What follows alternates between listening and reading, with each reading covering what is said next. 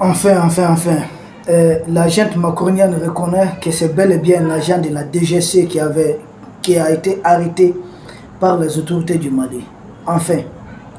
Mais ils reconnaissent ça à travers leurs médias. Et principalement, Jeune Afrique, non, je ne me fie pas beaucoup à ça. Vous connaissez le journal Le Monde. Le journal Le Monde qui a pour actionnaire principal Mathieu Picasse. Lequel Mathieu Picasse, d'ailleurs, qui en 2005 avait contribué à la vente du journal Libération à un Rothschild. Comprenez ce que je suis en train de dire. Donc, Peuple d'Afrique, ils reconnaissent finalement qu'il s'agit bel et bien d'un agent de la DGSI. Nous, on dit à Bambara, Aïe encore. C'est-à-dire vous êtes derrière nous dans cette histoire. Nous, on avait déjà pris le devant. Parce que leur vieux logiciel, il était question de nous manipuler. Ils nous agressent et c'est à eux de dire s'il y a eu agression, oui ou non. On a dépassé ces stades. Nous avons de très bons services de renseignement ici, de très bons services spéciaux qui savent faire la part des choses. C'est très important. Donc, dorénavant, nous avons une certaine longueur d'avance. En tout cas, ils n'ont aucun logiciel qu'on ne puisse pas comprendre aujourd'hui.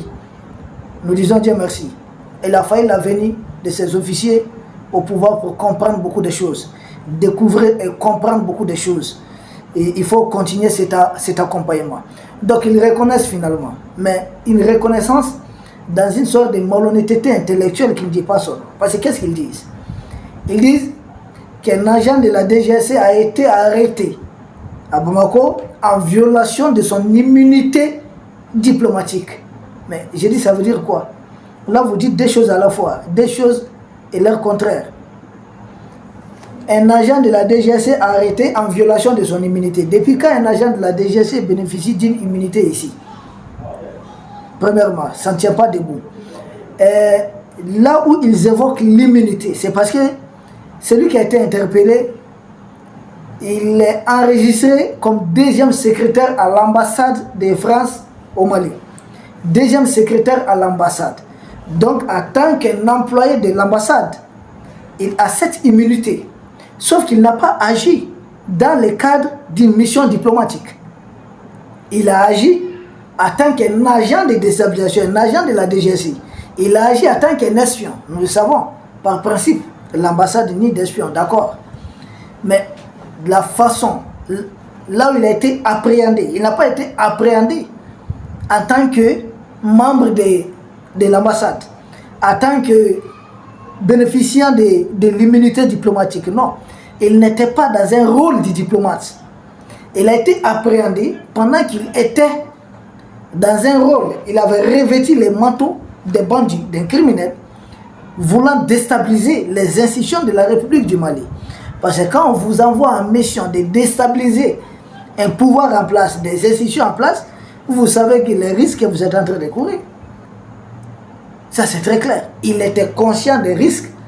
Donc, cet argument qui vise à faire croire qu'il bénéficiait d'une immunité diplomatique, ce n'est pas vrai. C'est comme si moi, j'arrive chez vous, je me présente, je dis, ok, je suis un éleveur. Je dois vous aider à entretenir votre troupeau. Mais là, on va me prendre, je suis en train de bricoler quelque chose qui n'a rien à voir avec mon travail d'éleveur. Donc, il a quitté son assiette. Et il n'est plus dans l'assiette du diplomate. Donc, cet argument farfelu qui a été mis en avant pour essayer de noyer les poissons dans l'eau. Comprenez ce que ça veut dire? Les poissons vivent dans l'eau, mais essayer de les noyer encore davantage dans l'eau, c'est prendre des gens comme des ignorants ou prendre des gens. Vous savez, ils ont une sorte de complexe de supériorité. Ils sont convaincus qu'ils peuvent tout de suite inventer un narratif et lequel narratif va amener les Africains dans leur sens. Mais seulement, ils se trompent d'Africains et puis ils se trompent d'époque. Ils se trompent lourdement. Nous ne sommes pas les Africains qu'ils ont eu à malmener jusque-là. Non. Nous sommes des Africains qui ont été à leur école. On ne dit pas que ceux qui manipulent n'ont pas été à leur école. Mais ceux qui ont été à leur école pour comprendre leurs limites. Ceux qui ont été à leur école pour savoir exploiter leurs limites. Savoir exploiter aussi leurs faiblesses. Et aider à renforcer notre peuple. Ils se trompent. D'époque, ils se trompent. Donc les narratifs mis en avant, c'est un narratif qui ne tient pas debout. nous balayons ça d'un revers de main. Au moins, ce que nous retenons, c'est qu'ils ont reconnu qu'il s'agit bel et bien d'un agent de la DGSI. Honte à tous les Africains qui avaient dit ici qu'il s'agissait d'un Russe. Honte à tous les Africains qui avaient dit qu'il s'agissait simplement des mécaniciens de l'aviation. Non. Maintenant, les propriétaires de la chose avouent qu'il s'agit bel et bien d'un agent de la DGSI qui a été appréhendé, qui a été interpellé au Mali. Mais seulement ce qu'ils avancent, l'immunité diplomatique ne s'en tient pas debout. Ils disent, dans leur deuxième argumentation, que ce n'était caché des personnes, en tout cas pas de Bamako, qu'il s'agissait d'un officier de la DGSI. Parce que selon eux, il est enregistré auprès du Mali comme un agent de la DGSI qui devait contribuer à lutter contre le terrorisme. Voici les deuxièmes arguments qu'ils ont eu à avancer. Et là encore, ça ne tient pas debout. Pourquoi? Parce qu'entre Bamako et Paris, il n'y a plus de coopération en matière de lutte contre le terrorisme. Alors, en quoi un agent de la un officier de la DGSI va se retrouver en compromission avec des officiers généraux du Mali, soi-disant pour lutter contre le terrorisme? Or, officiellement et officieusement, nous n'avons plus de cadre de collaboration, plus de cadre de coopération avec la junte macronienne dans le cadre de la lutte contre le terrorisme. Il n'existe pas ces cadres. Donc, évoquer ces cadres, c'est une fuite en avant. Nous n'avons aucun cadre déjà. C'est là après fait. Nous n'avons même aucun accord de défense. Et même quand ils disent qu'il a été enregistré auprès des autorités du Mali comme un agent de la DGSI, servant à aider le Mali à lutter contre le terrorisme. Vous voyez qu'il y a mensonge. Ça ne colle pas avec le premier argument qui a été avancé. Le premier argument, c'est qu'il bénéficie d'une immunité diplomatique. Or, on ne peut pas être enregistré à la fois auprès des mêmes pays en tant qu'agent diplomatique et en tant qu'agent de la DGSI, en tant qu'officier de la DGSI. Les deux ne vont pas ensemble. Soit vous enregistrez votre officier de la DGSI comme agent du consulat de l'ambassade pour qu'il bénéficie d'une certaine immunité et ça va servir de couverture, il va opérer. Mais attention, s'il est pris, l'immunité diplomatique ne pourra plus être évoquée. Donc, à leur entendre dire qu'il s'agit d'un officier de la DGSI qui a été enregistré auprès des autorités du Mali, j'ai dit faites un choix. Soit il a été enregistré en tant que diplomate, soit il a été enregistré en tant qu'officier de la DGSI. Mais seulement en tant qu'officier de la DGSI. C'est dans le cadre de la lutte contre le terrorisme. Mais le Mali n'a plus de cadre de collaboration de lutte contre le terrorisme avec la France. Les G5 Sahel, ça n'existe plus pour nous. L'accord de défense qui nous liait à la France, nous l'avons mis de côté, ça a été dénoncé. Nous n'avons plus aucun cadre juridique de collaboration de lutte contre le terrorisme avec la France qui puisse permettre qu'un agent de la DGSI travaille avec nos officiers généraux. Cet argument, ça ne tient pas debout. Je vais vous dire, je vais utiliser un troisième argument pour réfuter leur argument. C'est quoi? S'il y avait même, quand bien même s'il y avait un cadre de collaboration, mais à ce moment, Viselier allait collaborer plutôt avec des officiers généraux ou d'autres officiers des services de renseignement du Mali. Non pas des officiers qui ne travaillent pas dans le cadre des renseignements, en tout cas pas officiellement. Le patron de renseignement du Mali, c'est le général 4 étoiles, le général Modibo Koné. Ont-ils un cadre de collaboration avec Modibo Koné? Non. Viselier, non. S'il était là dans le cadre de la DGSI, il devait être en contact permanent plutôt avec les patrons de renseignement du Mali, non pas avec des généraux des forces de défense et de sécurité, des généraux qui ne relèvent pas de nos services de renseignement.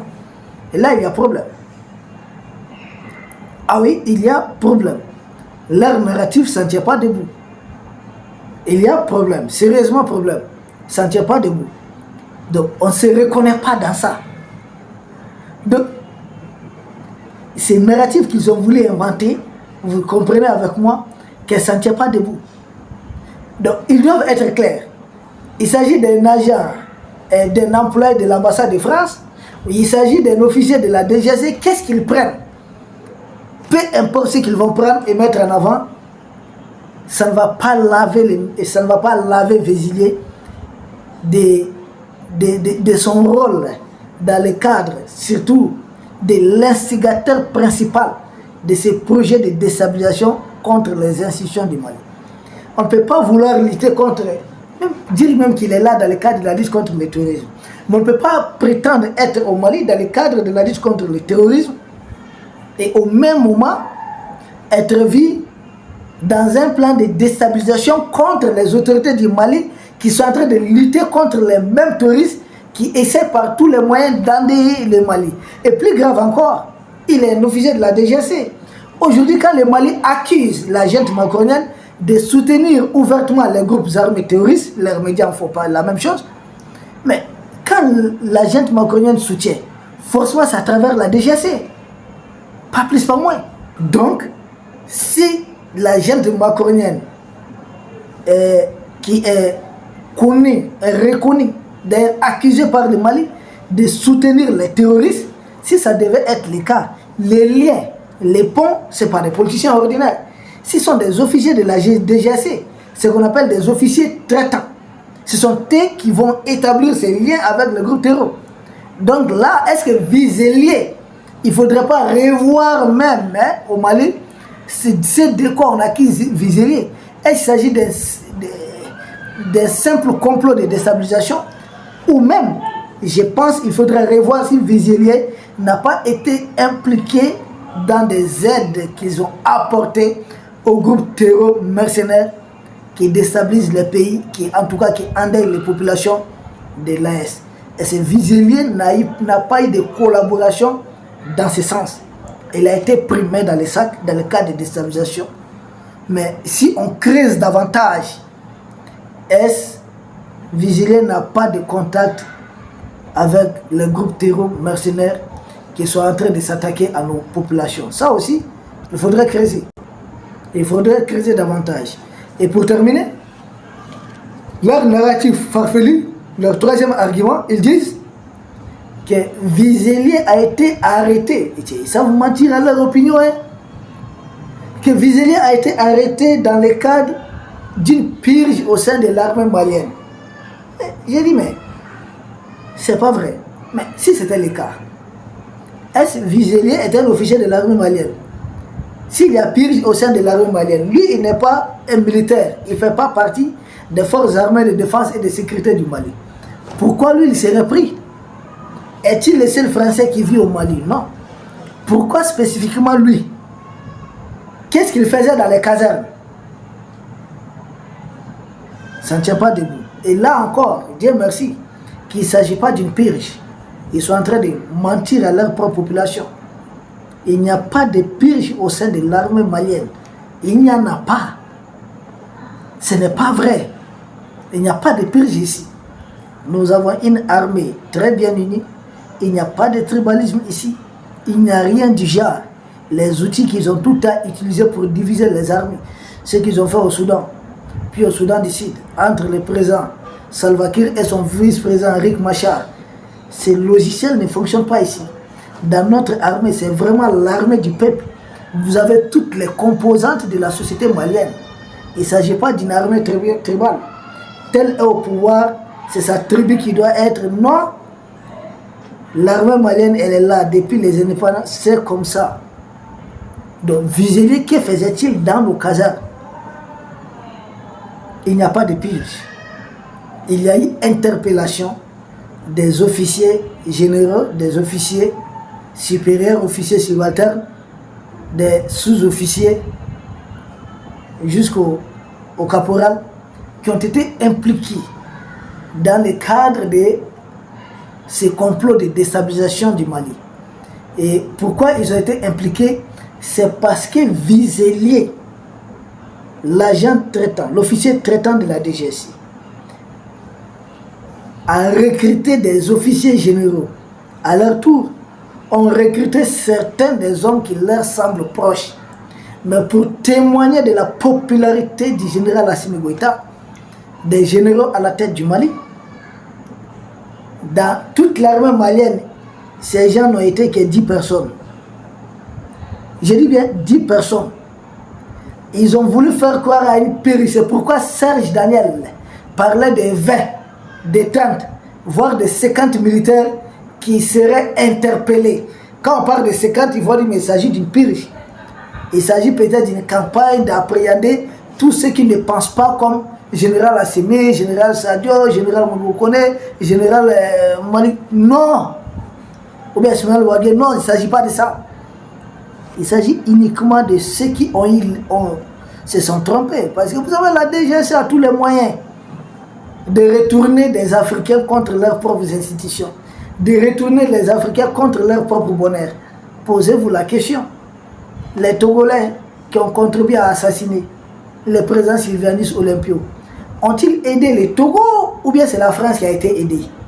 Je veux juste la réponse à cette question. Quand on a la réponse à cette question, on comprend. Il s'agissait des gens qui ont éliminé, assassiné. Sylvanus Olympio venait directement de l'armée française. Oui, ils ont eu à faire la guerre d'Indochine, la guerre d'Algérie, contre les Algériens. Et ça profitait au Togo.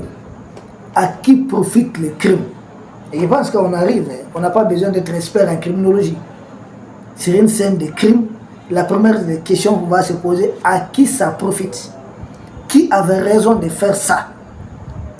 Donc, vouloir déstabiliser un pays comme le Mali aujourd'hui, qui assure la présence tournante de la Confédération de l'Est. Donc, il n'y a jamais eu de purge ici, il n'y a jamais eu de purge dans notre armée, loin de là. C'est ce qu'ils avaient voulu faire croire pour espérer révolter une partie de l'armée. Peine perdue. L'air des informations quant à dire qu'il s'agit d'un officier de la DGC qui a été enregistré auprès des autorités du Mali pour lutter contre le terrorisme. Ça aussi, ça ne tient pas debout parce que nous n'avons pas un cadre de coopération pour lutter contre le terrorisme avec la junte macronienne. Pour nous d'ailleurs, il n'y a pas de terrorisme sans la junte macronienne. Les terroristes, ce sont eux. Ça aussi, ça ne tient pas debout. Quant à leur autre argument, dire qu'il bénéficie d'une immunité diplomatique, il est sorti de sa peau de diplomate pour se retrouver dans la peau d'un officier traitant et qui a été pris main dans les sacs. Donc ils doivent comprendre d'où, c'est pourquoi ils ont dit qu'ils vont engager des discussions. Les discussions, c'est ce qu'on attend de vous. Ramenez vos terroristes là-bas. Foutez-nous la paix. Laissez-nous tranquilles. Et quant à leur argument visant à dire que le Mali a violé l'immunité diplomatique du monsieur, là aussi ça ne tient pas debout. Parce que ici au Mali, vous savez, même si on est membre du Parlement, si on est pris en flagrant délit, votre immunité ne peut pas vous couvrir à ce niveau. Oui, qu'ils respectent les textes du Mali aussi. Ça ne tient pas du tout debout. Donc c'était un agent de la DGC qui a été pris, un officier de la DGC. Bravo, ils ont reconnu. Honte aux Africains qui disaient autre chose. On entend beaucoup de choses. On me dit, ah, tel panafricain dit ceci, il dit cela. Laissez les gens dire ce qu'ils ont à dire. Le temps finira par montrer le vrai visage de tout échec. Nous ne prenons jamais si nous disons qui nous sommes véritablement. Je pense avec le temps, on saura qui est qui. Il y a un proverbe américain qui dit si vous dites la nuit que vous êtes très beau, quand il fera jour, on le saura. Peuple d'Afrique, c'est de cela qu'on voulait vous entretenir. Maintenant, quand le dialogue va servir à sa libération, je ne suis pas aux affaires. Je suis analyste des questions peut-être géopolitiques, géostratégiques. Je suis un volontaire mobilisé dans le cadre de l'information, de la communication. Donc j'ai juste donné mon point de vue sur la question. Il fallait répondre. Il fallait contrecarrer ces narratifs mensongers. Nous avons confiance, nous avons foi aux autorités du Mali, aux autorités de l'AES. Et je pense qu'il sera une belle première prise pour le tribunal de l'AES qui a été créé. Nous vous remercions et nous espérons vous retrouver demain pour un autre sujet au sommet de l'actualité. Merci.